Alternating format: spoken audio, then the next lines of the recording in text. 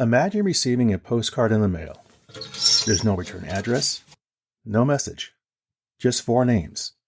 Your ancestors, victims of Auschwitz.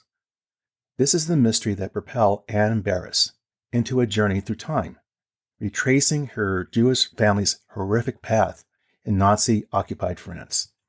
In her gripping autobiographical novel, The Postcard, Anne doesn't just recount history, she reclaims it. Like a detective piecing together a dark, fragmented past, she unveils the stories of those who were lost, and in doing so, breathes life into memories that might have vanished forever. This story will describe the haunting tale of identity, survival, and the quest for truth. Welcome to That's Life, I swear. This podcast is about life's happenings in this world, happenings that conjure up such words as intriguing, frightening, life-changing, inspiring, and more. I'm Rick Barron, your host. That said, here's the rest of this story. So let's talk about the book. In The Postcard, Anne Berest embarks on a poignant journey into her family's haunting history to explore how past dramas continue to shape the present. The story begins in January of 2003, when Anne's mother, Lilia Pakabi, receives an unexpected postcard. At first glance, it appears ordinary, a simple tourist postcard featuring the Opera Garnier, located in Paris, France. But the message on the back is chilling. 4 names: Ephraim, Noemi, Jacques, and Emma. The names of Lydia's grandparents, aunt, and uncle, who were all tragically killed at Auschwitz in 1942. The sender's identity is unknown, and the mystery of the postcard leaves the family in a state of shock. Eventually, they push the unsettling incident to the back of their minds. However, this mystery resurfaces 13 years later when Anne's daughter experiences a disturbing act of anti-Semitism at school. The attack and the school's indifferent response jolts Anne, bringing back memories of the cryptic postcard. This event propels her into a quest to uncover the truth behind the postcard. Who sent it, and why? Part novel, part investigative documentary, The Postcard, translated by Tina Gover, is Anne's attempt to solve this family riddle. The narrative weaves through time, as Anne, with her mother's help, reconstructs her ancestors' lives and confronts her own complex relationship with Judaism. The journey takes readers back to the early 20th century Russia, where the family patriarch, Nachman Rabanovich, senses the rising tide of anti-Semitism and decides to move his family to Haifa in Israel to escape the looming danger. His son, Ephraim, driven by ambition and socialist ideas, leads his family on a journey from Riga, Latiba, and then to Palestine, and finally to France. But by the late 1930s, being Jewish in Paris means living under constant threat, and the Rabanovich family, despite their attempts at assimilation, are caught in the horrific events of July 1942, when they are rounded up and taken to Auschwitz. Anne's book, The Postcard, is more than just a historical account. It's a deeply personal exploration of memory, identity, and the long shadows cast by history. Now, to reveal more would just diminish the powerful experience of reading this compelling book in full, so I hope you pick up a copy.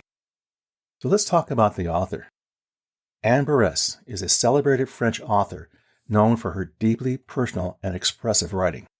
Born in Paris in 1979, Anne comes from a family with a rich culture and artistic heritage. She studied at the esteemed Sciences Po in Paris, where she polished her skills in literature and the arts. Anne first gained academic acclaim with her first debut novel, Her Father's Daughter, published in 2010. However, it was her 2021 novel, The Postcard, that truly established her as a very powerful voice in contemporary literature.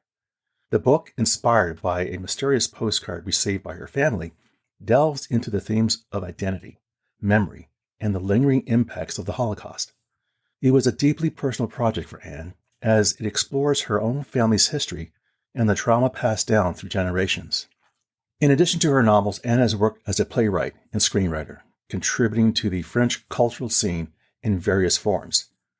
Her work often reflects her fascination with identity, history, and the intersections of personal and collective memory. Anne's writing style is marked by its emotional depth and her ability to weave together historical facts with compelling narratives.